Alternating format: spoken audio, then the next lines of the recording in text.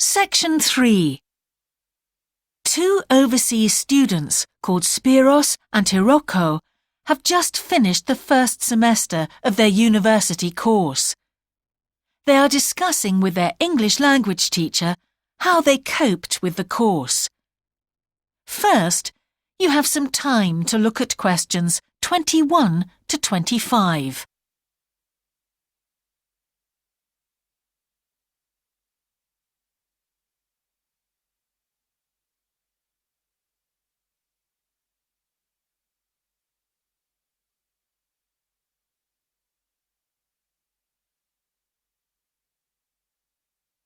Now listen carefully and answer questions 21 to 25. Before we start, Spiros and Hiroko, thanks for coming in today to talk about your recent study experiences, and congratulations to you both in doing so well in your first semester exams. Thank you. I'd like to discuss with you the value of the English for Academic Purposes course you did here last year before starting your university course. Spiros, if I could start with you, what parts of the program have now proved to be particularly valuable to you? I think that having to do a seminar presentation really helped me. For example, a couple of weeks ago in our marketing subject, when it was my turn to give a presentation, I felt quite confident. Of course, I was still nervous, but because I had done one before, I knew what to expect. Also, I know I was well prepared, and I had practiced my timing. In fact, I think that in relation to some of the other people in my group, I did quite a good job, because my overall style was quite professional. What about you, Hiroko? That's interesting. In my group, I was really surprised by the way the students did their presentations. They just read their notes aloud. Can you believe that? They didn't worry about their presentation style or keeping eye contact with their audience. And I remembered that these things were really stressed to us in the course here. So, how did you approach your presentation, Hiroko? Well, to speak frankly, I read my notes too. At the time, it was a relief to do it this way, but actually when I had finished, I didn't feel any real sense of satisfaction.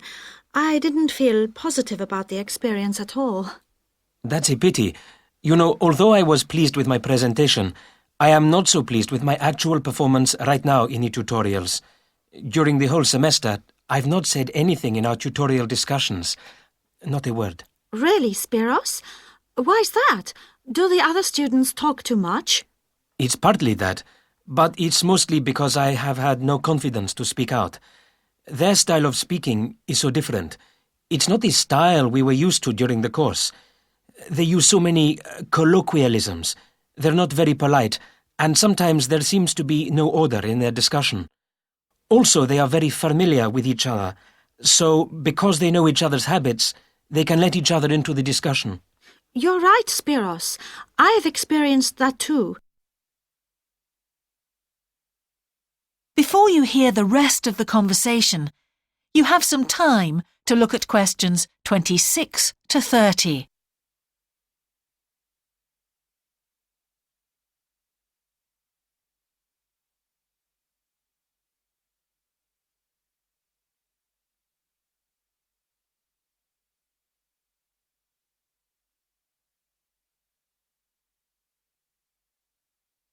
Now listen and answer questions 26 to 30.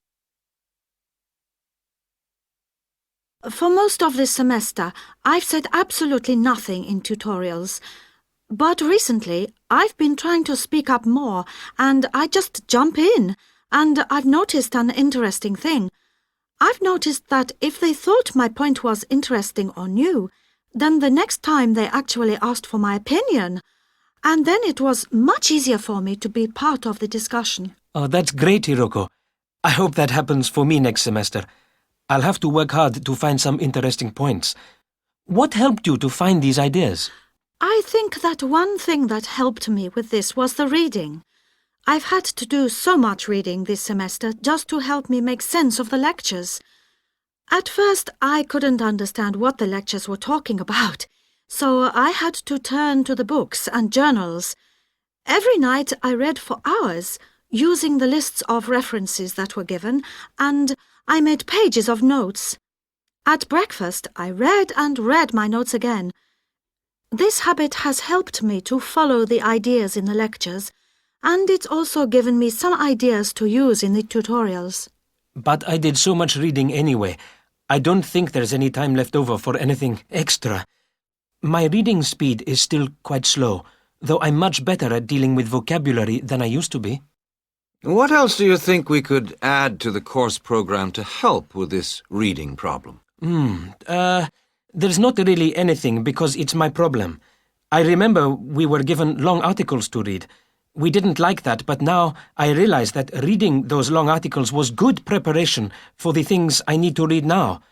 Also, in class, we regularly had speed reading tasks to do, and we kept a record of our reading speed, so the teachers were encouraging us to work on that.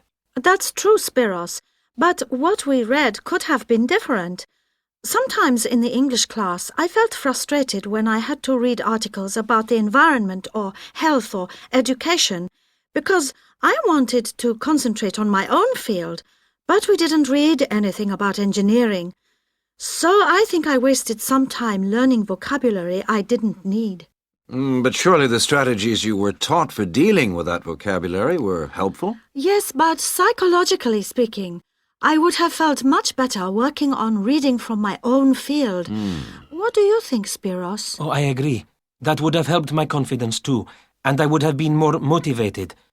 It was good, though, that we could work on our own topics when we wrote the research assignments. Okay, let's move on to writing now and... That is the end of section 3. You now have half a minute to check your answers.